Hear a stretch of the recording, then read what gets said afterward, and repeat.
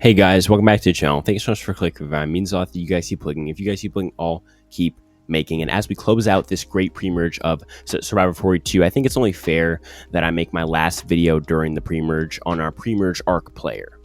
And for those who may not understand what I mean by that, a pre-merge arc player to me is a player who, one, gets one of the biggest edits during the pre-merge. Two, the edit usually shows what went wrong in their game, whether it was several small social miscues or one giant strategical blunder. And three, the editors usually like to get us invested in the person, either by making us hate them or love them. Some recent examples of this can be Ali Elliott from HHH or JD from Survivor 41.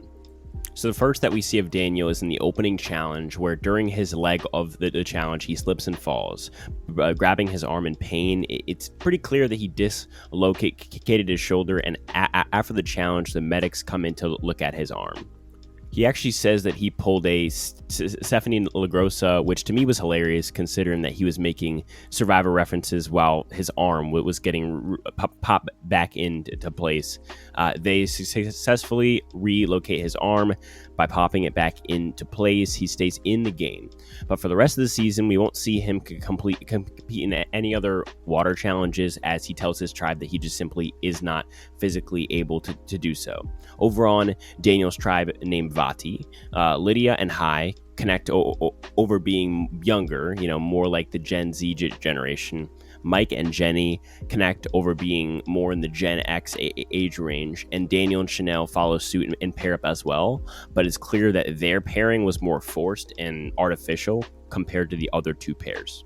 In episode 2, we see that Mike found the Beware advantage on his tribe, which he decides to open up, which means that he's now in sole position of the Vati Beware advantage. And for reference, his weird phrase he got was that, quote, "there is such grace in a game of soccer that it makes me cry," unquote.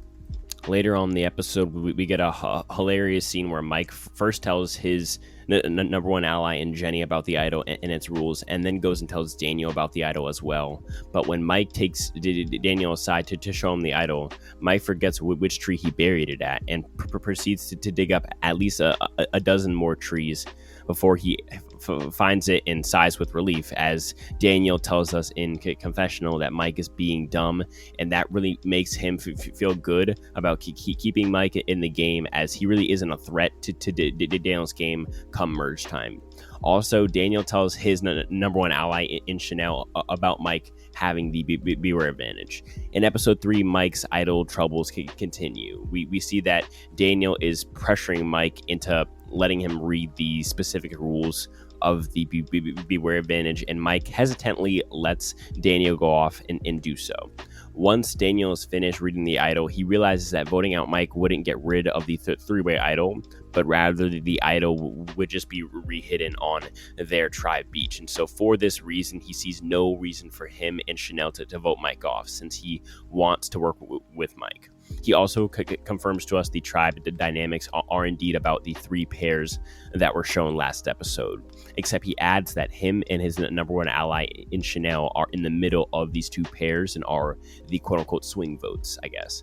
Daniel wants him and Chanel to swing over to Mike and Jenny, so even with Mike not having a vote due to his Beware advantage, this group of four should still have a 3-2 majority over Hai and Lydia.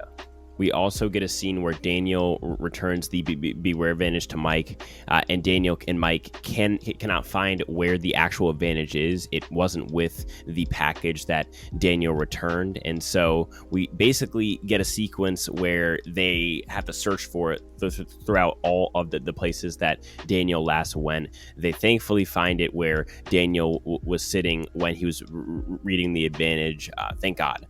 But later in the episode, Vati loses the immunity challenge, and Vati now has to go to tribal council. But there's a twist which sends Chanel from the Vati tribe to Shipwheel Island, along with Omar from the Tataku tribe. Daniel and Omar speculate about what their choice will be, using what their tribe mates told them in the past. Chanel mentions that she needs her vote tonight to Omar, which is going to be key in a second, so just remember that. Before separating, they agree that if they can both walk away from this dilemma with an advantage, then they should aim for that. It's the same twist as usual, where both players have a choice between risking their votes or not risking their votes. If both players do not risk their vote, then nothing happens. If one player risks their vote and the other keeps their vote, then the player who risked their vote would get an extra vote advantage. But if both players risk their votes, then they both lose their votes at the next tribal that they attend. So Omar, who was just told by Chanel that she needs her vote for her tribal tonight, sees a safe opportunity to risk his vote in order to get this advantage in the game. But the big problem is that Chanel goes rogue, and even though she basically told Omar that she wasn't going to risk her vote, she does it anyway, screwing over Omar and leaving herself with no vote at this upcoming tribal. So this now throws a wrench in the Vati majority force plan to take out Hai or Lydia, because Chanel knows that if she loses her vote here, which is probably going to be the case and what she has to plan for, then the majority force plan to take out Hai or Lydia is in danger, because the power four of her, Daniel, Mike, and Jenny will only have two votes combined, since Mike can't vote right now with his advantage. And so to counteract this, Chanel comes back to camp and tells Hai and Lydia, who think that Chanel and Daniel are working with them, that they're going to do a split vote plan, which has boys going on Mike and girls going on Jenny. But in reality, Chanel is only saying this to split Hai and Lydia's two votes, creating a 2-to-1 vote at tribal, where the two votes that this majority alliance has will be enough to get out Lydia, which is there to target, in theory, obviously.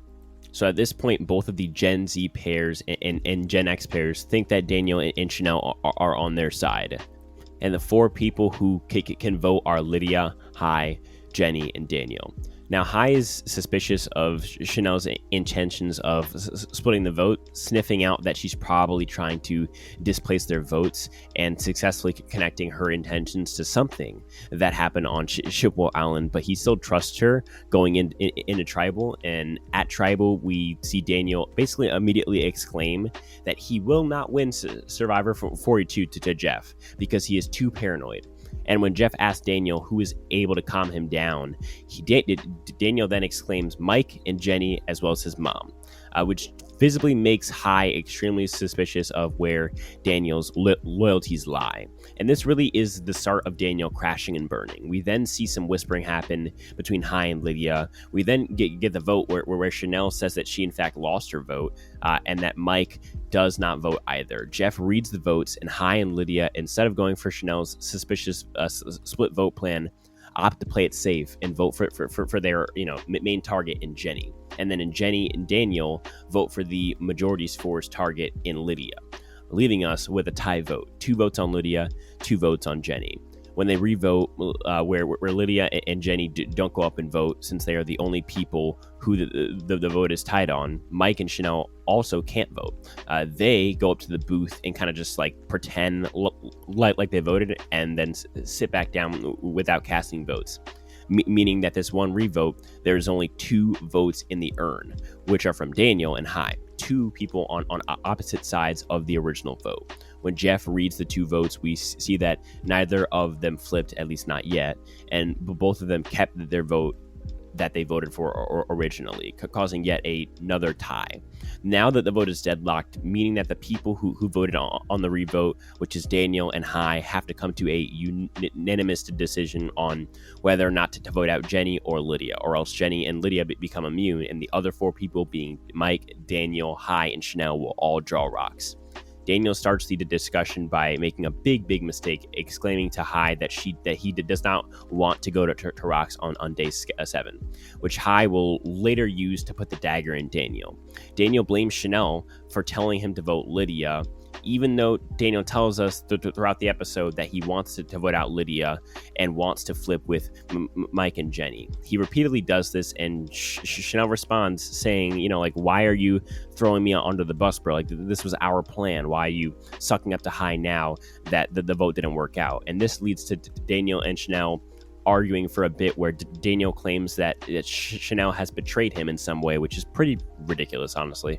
It seems like Daniel's panicking about the vote and thinks that he needs to latch on to Hai and Lydia and betray Chanel, his number one ally, to save himself, which just simply is not necessary and very much resembles the truth bombs that we saw from Deshawn in 41 when he got paranoid. We then see Hai use what Daniel said earlier at the start of the discussion to his advantage when Hai tells Daniel that he will not be switching his vote off of Jenny, putting Daniel in a spot where he has to do what Hai wants if he doesn't want to go to rocks, which is to flop his vote to Jenny and send Jenny home.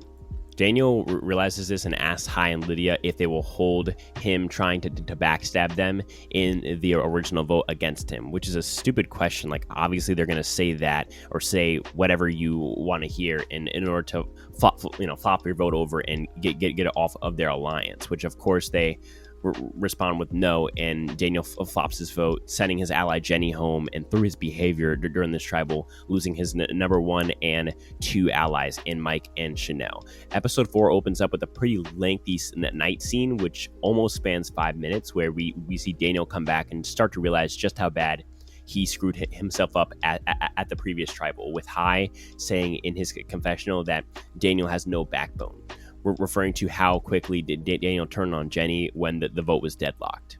Chanel argues with Daniel and tells him off. When Mike and Daniel have a conversation, Daniel actually admits to Mike that he's been playing Mike the whole time and that he, quote, lied a bunch to Mike.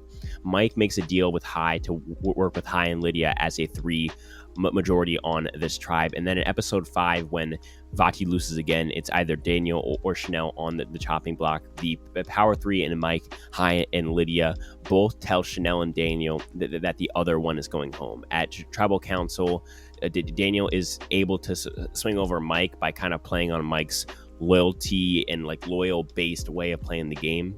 And so therefore Mike votes along with Daniel for Chanel, but Hai and Lydia vote for Daniel, and Chanel actually chooses to vote for Mike, which results in a 2-1 tie vote. And on the revote, we see Daniel go home in a 3-0 vote.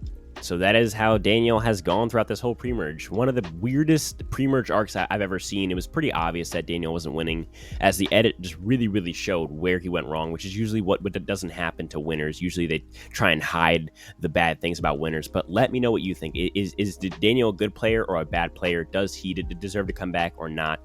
Let me know in the comments. As I always say, none of this happens without you guys. Without you guys, I'm just a weird guy speaking to a weird microphone. So as always, thank you. And if that's what helped you guys in the next one. Peace.